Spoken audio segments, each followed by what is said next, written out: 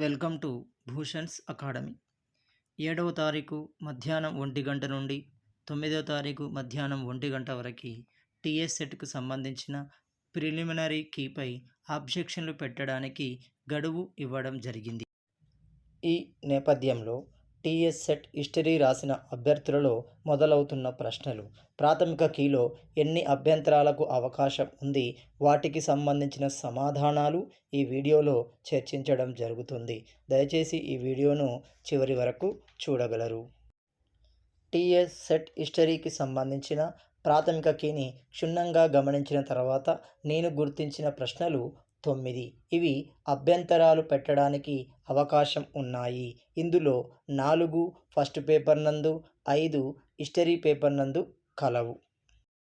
మొదటి ప్రశ్న master key పేపర్లోని క్వశ్చన్ నెంబర్ 14. Question ID 517144975755. ఇది ప్యాసేజ్ ఆధారంగా ఇవ్వబడిన ప్రశ్న వాస్తవాలను సంకలనం చేయడంలో రచయిత యొక్క మొగ్గు అతని డాష్ని ప్రతిబింబిస్తుంది.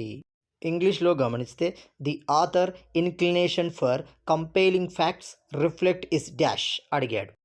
సెట్ వారు ఇచ్చిన సమాధానం గమనిస్తే కష్టపడే తత్వం అన్నాడు. కానీ ఇది తప్పు. రీజనింగ్ అనేది ఖచ్చితమైన ఆన్సర్ అవుతుంది. ఎందుకంటే ప్యాసేజ్ యొక్క చివరి లైన్ గమనిస్తే వాస్తవాల పరిశీలన మరియు సేకరణలో నా పరిశ్రమ దాదాపు గొప్పగానే ఉందని చెప్పాలి. చాలా ముఖ్యమైన విషయం ఏమిటంటే సమాజ శాస్త్రంపై నాకు స్థిరమైన మక్కువ అన్నాడు. ఇంగ్లీష్లో గమనిస్తే my industry has been nearly as great as it could have been in the observation and collection of fact అన్నాడు. ఇక్కడ పరిశ్రమ అని తెలుగులో ఇచ్చాడు, ఇంగ్లీష్లో క్లియర్గా ఇండస్ట్రీ అని ఇచ్చాడు. ఒకవేళ పరిశ్రమని ఇంగ్లీష్లో వర్క్ అని ఇస్తే ఈ క్వశ్చన్కి ఆన్సర్ కరెక్ట్ అయ్యేది. కానీ మొత్తం ప్యాసేజీని క్షుణ్ణంగా పరిశీలిస్తే మంచి పరిశీలకునికి ఉండవలసిన లక్షణం. ఈ ప్యాసేజ్ ప్రకారం పరిశీలకునికి ఉండవలసిన అతి ముఖ్యమైన లక్షణం తార్కిక శక్తి లేదా రీజనింగ్ క్యాపబిలిటీ. అప్పుడే అతని యొక్క పరిశీలన అనేది అత్యుత్తమ స్థాయిలో ఉంటుంది.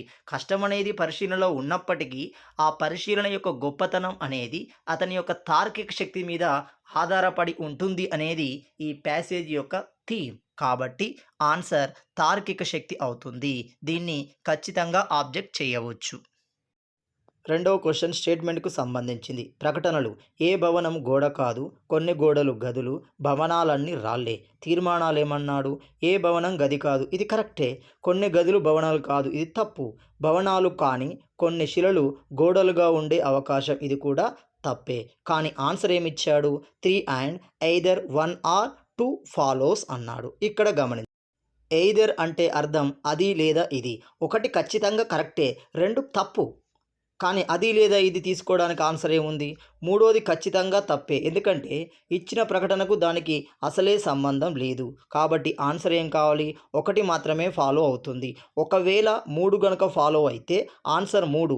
1 మరియు 3 ఖచ్చితంగా ఇక్కడ ఇచ్చిన ఆప్షన్లో ఆన్సర్ లేదు. ఒకవేళ తీసుకోవాలనుకుంటే పాజిబిలిటీలో మూడో ఆప్షన్ 1, 3 మాత్రమే ఫాలో అవుతుంది. ఆన్సర్ 3 అవ్వడానికి అవకాశం ఎక్కువ. దీన్ని ఖచ్చితంగా గమనిస్తే భవనాలు అన్నీ రాళ్ళు అన్నాడు, కరెక్టే. కొన్ని గోడలు రూమ్స్ అన్నాడు, కరెక్టే. రూమ్స్కి బిల్డింగ్కి మధ్య, రాక్స్కి రూమ్స్కి మధ్య ఎలాంటి సంబంధం క్లియర్గా ఇవ్వబడలేదు. కాబట్టి ఖచ్చితంగా ఆన్సర్ అనేది లేదు. మూడో క్వశ్చన్ను గమనిస్తే నిలకడ అభివృద్ధి ఏ సంవత్సరంలో వాడుకలోనికి వచ్చింది అంటే sustainable development coming to existence అన్నాడు. ఆన్సర్ 1980 తీసుకున్నాడు. చాలామంది అభ్యర్థులు ఆబ్జెక్ట్ చేస్తున్నారు, ఎందుకంటే సస్టైనబుల్ డెవలప్మెంట్ అనే పదం బ్రెంట్ల్యాండ్ కమిషన్ లేదా అవర్ కామన్ ఫ్యూచర్ అనే నివేదిక ద్వారా అది ప్రాచుర్యంలోకి రావడం జరిగింది. 1987 ఆన్సర్ అవుతుంది. ఇక్కడ ఏషియన్ డెవలప్మెంట్ బ్యాంక్ సస్టైనబుల్ డెవలప్మెంట్కు సంబంధించి మైల్ స్టోన్పై ఒక రిపోర్ట్ను ప్రకటించడం జరిగింది. ఇందులో క్లియర్గా చెప్పారు, 1980లో మొదటిసారి అంతర్జాతీయ స్థాయిలో నివేదిక నందు ఈ సస్టైనబుల్ డెవలప్మెంట్ అనే పదాన్ని పొందుపరచడం జరిగింది.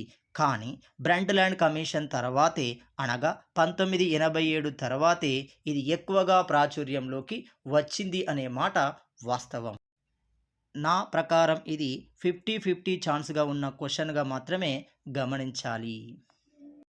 నెక్స్ట్ క్వెషన్‌ను గమనిస్తే ప్రాబ్లమ్‌కి సంబంధించి 95 మంది విద్యార్థులు తరగతిలో 40 మంది క్రికెట్, 50 మంది ఫుట్బాల్ ఆడుతారు. 10 మంది క్రికెట్ మరియు ఫుట్బాల్ రెండిటిని ఆడుతారు. ఎంతమంది విద్యార్థులు ఫుట్బాల్ మాత్రమే ఆడుతారు? క్లియర్‌గా ఇంగ్లీష్‌లో కూడా how many students play only football? Set theory ప్రకారం ఈ ప్రశ్నకు సమాధానం గమనిస్తే 40 అవుతుంది. ఎందుకంటే కేవలం ఫుట్బాల్ ఆడే ప్లేయర్లను మాత్రమే అడిగాడు. 2 ఆడే ప్లేయర్లు 10 మంది, ఫుట్బాల్ ఆడే ప్లేయర్లు 50 మంది. కాబట్టి 50లోకెళ్ళి 10 తీసేస్తే 40 మంది కేవలం ఫుట్బాల్ మాత్రమే ఆడుతారు. ఆన్సర్ 40 అవుతుంది. నెక్స్ట్ క్వెషన్‌ని గమనిస్తే ఈ క్రింది విశ్వవిద్యాలయాలను స్థాపించబడిన సంవత్సరం బట్టి క్రమానుగతంగా వ్రాయుము అన్నాడు. నా ప్రకారం గమనిస్తే ఈ క్వెషన్‌లో కొద్దిగా క్లారిటీ అనేది లోపించింది. ఎందుకు? ఆన్సర్‌లను గమనిస్తే మనకు 2 ఆన్సర్‌లు కనబడుతున్నాయి. ఈ క్రమానుగతం అనేది అవరోహణ క్రమమా? ఆరోహణ క్రమమా అనేది ఇవ్వలేదు. కాబట్టి అభ్యర్థులు ఖచ్చితంగా దీన్ని ఆబ్జెక్ట్ చేయవచ్చు. ఆన్సర్ కలవడానికి అవకాశం ఉంది. ఆన్సర్ 2 లేదా 4 అవుతుంది. ఎందుకంటే Punjab university 1882, Allahabad 1887, Osmania 1918, university of Mysore 1916. Answer మనకు డి ఇచ్చాడు. కరెక్టే. Punjab university, Allahabad university, Mysore university, Osmania university. రెండో ఆప్షన్ను గమనించండి. Osmania university, Mysore university, Allahabad university, Punjab university అని ఇచ్చాడు. కాబట్టి ఇది ఖచ్చితంగా 2 ఆన్సర్లు తీసుకునే ప్రశ్నగా గమనించవచ్చు. Next question. అక్బర్ కాలంలో అమలులో ఉన్న తక్కువ మరియు ఎక్కువ మన్సబ్దారీ ర్యాంకులు. ఇచ్చిన ఆన్సర్ తక్కువ 10, ఎక్కువ 7000. ఇక్కడ సగం ఆన్సర్ మాత్రమే కనబడుతుంది. 3లో సగం ఆన్సర్ ఉంది.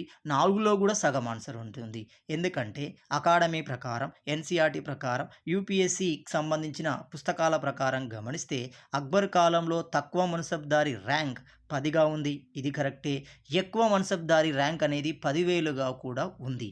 ఎందుకంటే 10,000 మున్సబ్దారీని జహంగీర్కి ఇచ్చినట్టుగా క్లియర్‌గా పేర్కొనబడడం జరిగింది. కాబట్టి ఆన్సర్ ఇది మల్టిపుల్ ఆన్సర్‌గా ఉండే ప్రశ్నగా గమనించవచ్చు. నెక్స్ట్ క్వెషన్‌ను గమనిస్తే microlithics are the important tools of. తెలుగులో సూక్ష్మ పరికరములు ఏ కాలానికి చెందినవి? ఇది క్లియర్‌గా ఇటీవల జేఎల్ ఎగ్జామ్‌లో ఇవ్వబడిన ప్రశ్న. అందులో తీసుకున్న ఆన్సర్ మధ్యరాతి యుగం. కానీ సెట్ వారు తీసుకున్న ఆన్సర్ రాతి యుగపు ఆఖరి దశ. మిడిల్ స్టోన్ ఏజ్‌ని మనము మీసోలిథిక్ ఏజ్ అంటారు. ఇది క్లియర్‌గా తెలంగాణ చరిత్ర, సంస్కృతికి సంబంధించిన పుస్తకం 19వ పేజీలో ఇవ్వబడింది. ఇక్కడ గమనిస్తే మధ్యరాతి యుగంలో మానవులు అతి చిన్న, సూక్ష్మమైన రాతి ఆయుధాలను వాడారు. కాబట్టి ఈ యుగాన్ని సూక్ష్మరాతి యుగమని అన్నారు. కేవలం రాతి ఆయుధాలనే వాడిన మానవ యుగాలలో ఇది చివరిది. క్లియర్‌గా ఆన్సర్ మనకి 3 అవుతుంది. నెక్స్ట్ క్వెషన్ గమనిస్తే ఇండియాలో సాంప్రదాయేతర అభ్యాస కార్యక్రమంకు ఉదాహరణ. Which of the following is an example of non conventional learning programme in India? ఇక్కడ ఆన్సర్ గమనిస్తే హోటల్ మేనేజ్మెంట్ అన్నాడు. ఇది కరెక్టే. కానీ దీనితో పాటు ఇన్ఫర్మేషన్ టెక్నాలజీ కూడా ఆన్సర్ అవుతుంది. ఎందుకంటే non conventional learning programmes in India tea tasting అన్నారు. టీ టేస్టింగ్ అనేది హోటల్ మేనేజ్మెంట్‌కు వస్తుంది. ఎథికల్ హ్యాకింగ్ అనేది కూడా ఉంది. ఎథికల్ హ్యాకింగ్ అనేది ఇన్ఫర్మేషన్ టెక్నాలజీకి సంబంధించింది. కాబట్టి ఆన్సర్ మల్టిపుల్ ఆన్సర్‌గా ఉండడం జరుగుతుంది. Next question. స్త్రీలకు ఉన్నత విద్యను, వాటి ఫలాలను అందజేయకుండా స్వీయ పరిపాలన మనం ఎలా ఆశించగలం? ఈ మాటలు అన్నది వీరేశలింగం పంతులు. ఈ సమాచారం నాకు ఎక్కడ లభ్యం కాలేదు. కానీ సమాచారాన్ని లోతుగా పరిశీలిస్తే ఈ అంశం ఈ నలుగురు వ్యక్తులకు సంబంధించిందిగా నేను భావిస్తున్నాను. ఎక్కువగా ఇది ఈశ్వరచంద్ర విద్యాసాగర్‌కి కూడా సంబంధించినదిగా కనబడుతుంది. కాబట్టి అభ్యర్థులు గమనించగలరు. ఇలాంటి మరిన్ని అప్డేటెడ్ వీడియోలు నోటిఫికేషన్‌గా పొందాలనుకుంటే వెంటనే నా ఛానల్‌ని సబ్స్క్రైబ్ చేసుకోండి. ఈ వీడియోను షేర్ చేయండి. మీ విలువైన సలహాలను కామెంట్ రూపంలో తెలియజేయగలరు. ఈ వీడియో డిస్క్రిప్షన్ నందు నా టెలిగ్రామ్ ఛానల్ ఇవ్వబడింది. వెంటనే అందులో జాయిన్ కాగలరు. Thank you.